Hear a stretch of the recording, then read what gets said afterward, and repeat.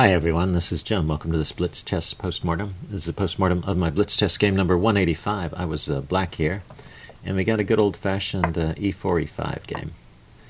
So knight f3 and knight c6, the main moves, attacking the pawn and defending it. And now bishop c4, the second choice after bishop b5, the Ruy Lopez.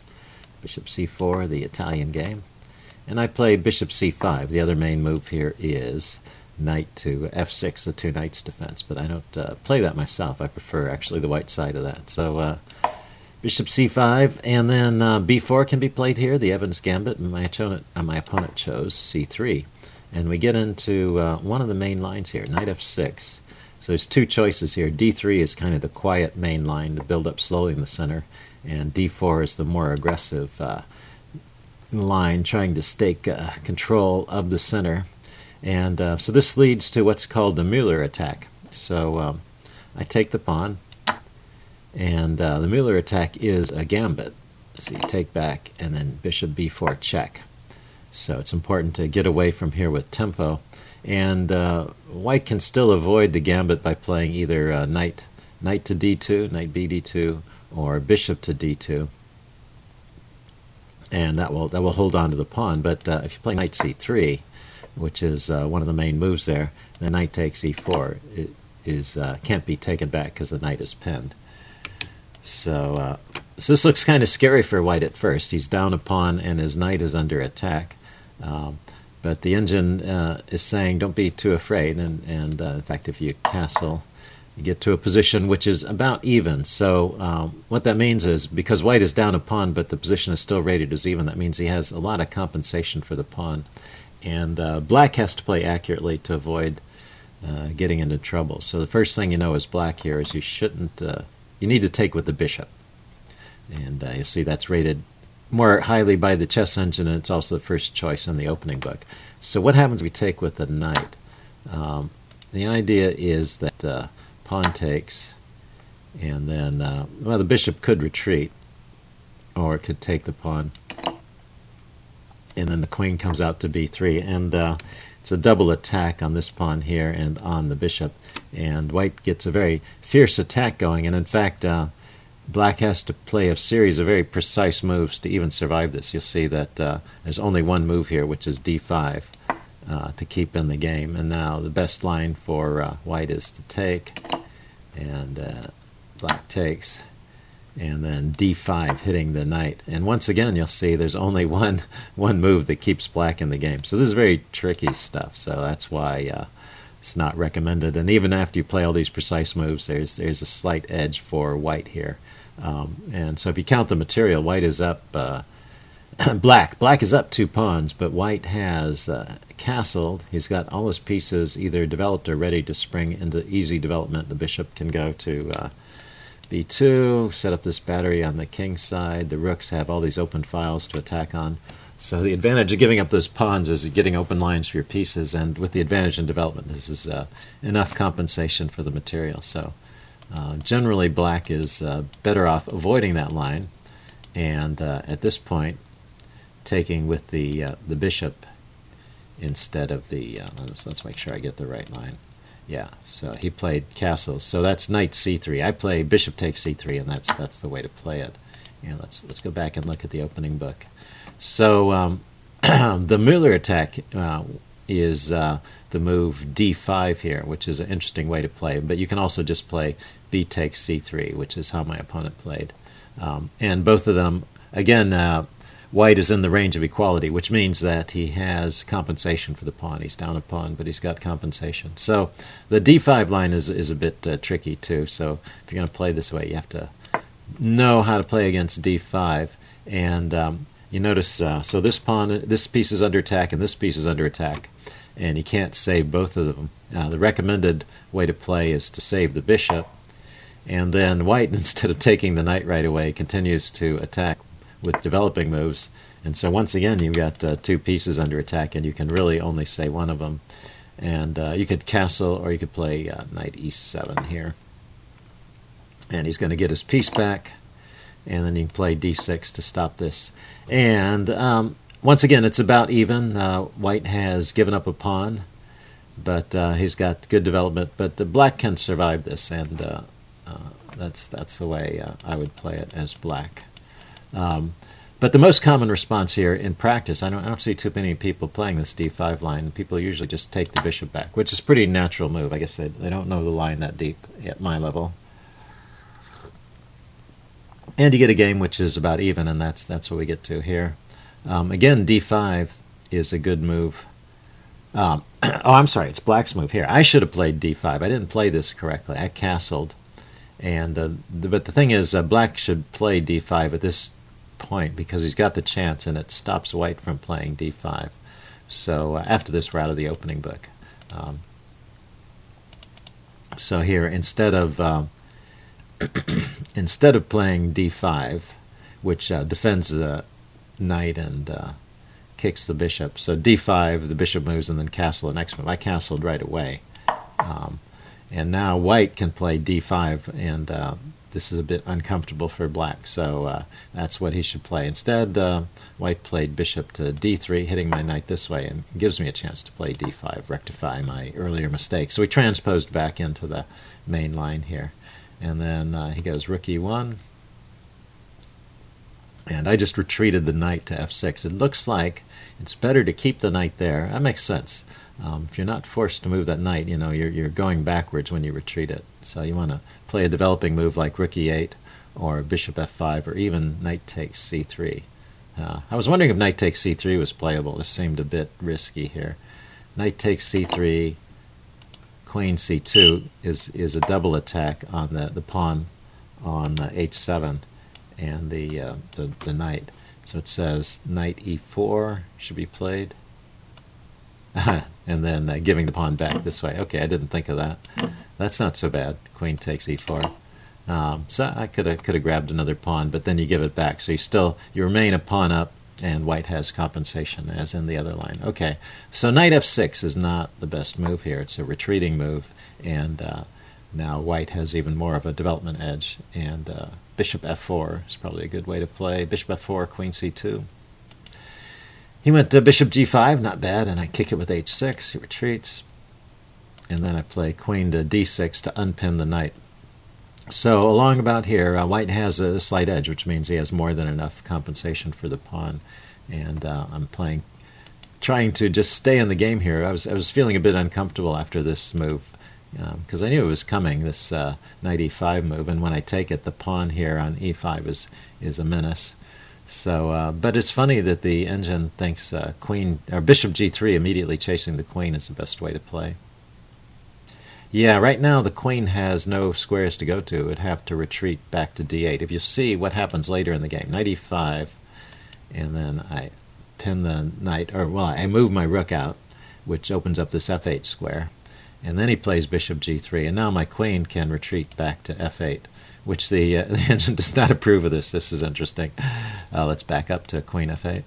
So it says queen to a3. Okay, just trying to stay active with the queen. Yeah, this is probably too passive a move.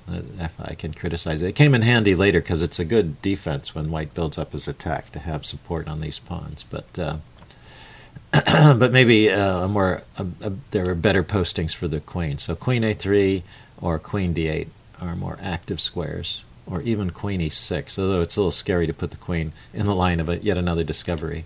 Okay, but the game went this way, queen f3, bishop e6, okay, b8, b1. And so now the pressure is getting white his material back, and this often happens when white is playing accurately after one of these sacrifices. He gives up a pawn, he gets good development for his pieces, and at some point the pressure builds up to the point where black is losing the material back by force.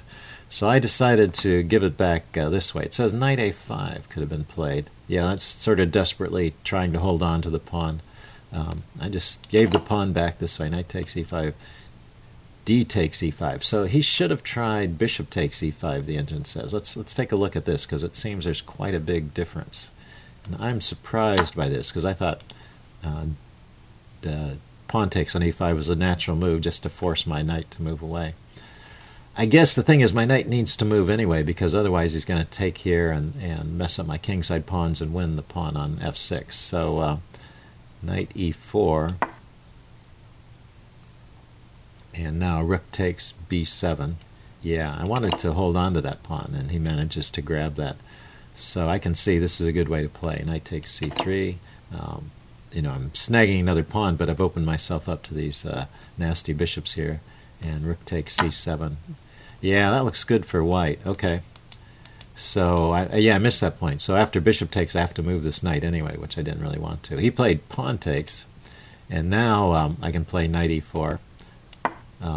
But his bishop is not in as active a post, and he doesn't really have time to take on b7. The engine still thinks he should take there, because my plan was after rook takes b7. Let's check this out. I was planning to take the bishop here.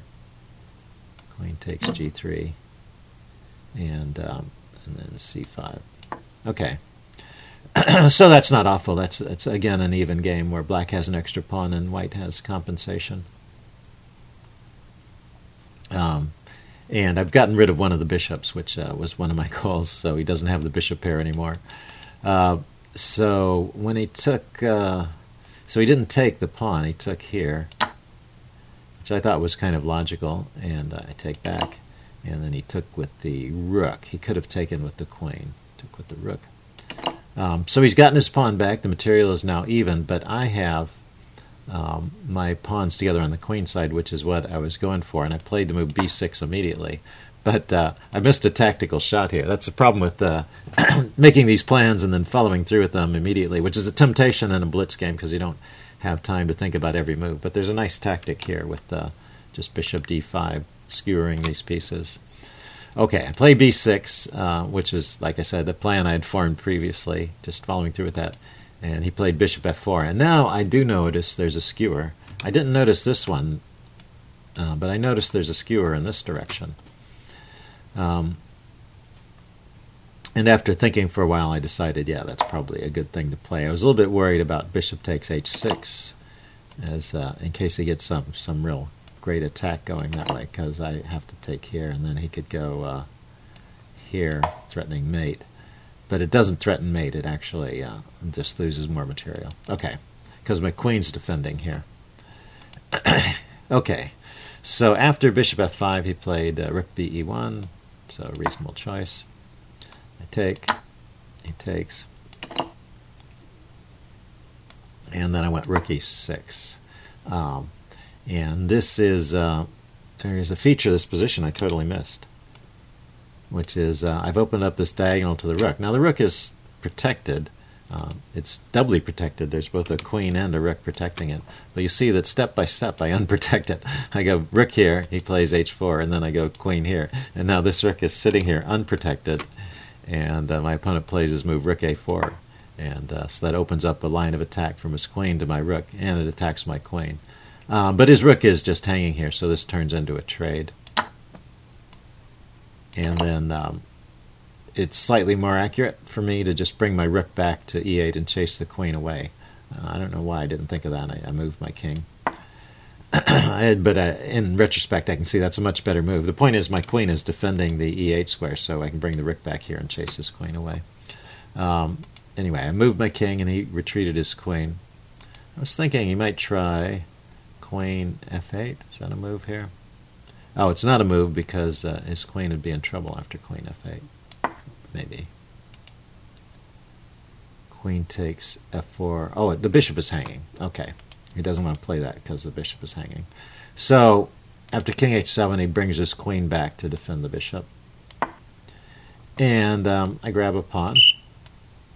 Felt like things were safe enough. I wasn't getting mated immediately, and it's time to start cashing in on my material gains. And so I do have a winning edge at this point. But the game continues. You still have to avoid. I mean, there's enough force on the board that checkmates can pop up, so you have to play pretty cautiously. Rook takes e5. So here, for example, I was a little bit worried that the queen coming to the back rank, or the skewer of the bishop on the rook, which he tried. But it doesn't lead to anything. The rook can go to g5 even. Oh, that's interesting, rook g5. So I was debating between rook e1 and rook e8. So rook e8 is actually a move here. Just, why take chances? Just defend the back rank and give the king some flight squares. But at the same time, sometimes it's an advantage to be more aggressively posted. Sometimes the offense is stronger than the defense. So I chase his king over to the side where I can make threats against it on this diagonal. And then I bring my queen to e6 to hold on to my kingside pawns here. Try and make sure I don't get in trouble. Now he can throw in a check. There is a check here. Queen d3 check. And yeah, I can just block. Okay, so that's a reasonable way to play that.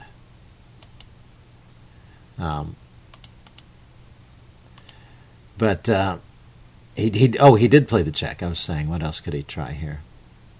Queen g3. Yeah, so he played the check. Yeah, and I just went king to g8, which is also a reasonable move because he can't immediately get to the back rank. And also he's got a dark squared bishop. If he had a queen and a light squared bishop, he could cover my escape square and try and mate me on the back rank. But his bishop is just the wrong color here. So he played f3. I'm not sure what the purpose of that was. And I went with c5. Just I want to get his bishop off of this diagonal and start making threats against his king. So he goes bishop to f2. And yeah, you can see I'm clearly winning here with the queen e5 check. He has to play f4. Which I can just take it, and then king g3. So he just has to give up more material. But it turns out the move he played, and almost any other move besides f4, just allows a mate. And so hopefully you can spot the mate. It's a mate in 2. It's a nice setup. When the queen went to e5 check, it was actually a fork of the king and this undefended h-pawn. So this advance of the h-pawn ahead of its compatriots leaves it hanging out here, and so that's pretty risky. So I can just take this pawn, and there's no way, there's no escape for the king. All his flight squares are covered, so his only move would be bishop here to block it, and then queen h6 is mate. So we back up. In this position, my opponent resigned. That's how it ended. Hope you guys enjoyed that. Leave any comments you have in the section below, and I'll see you again later. Bye.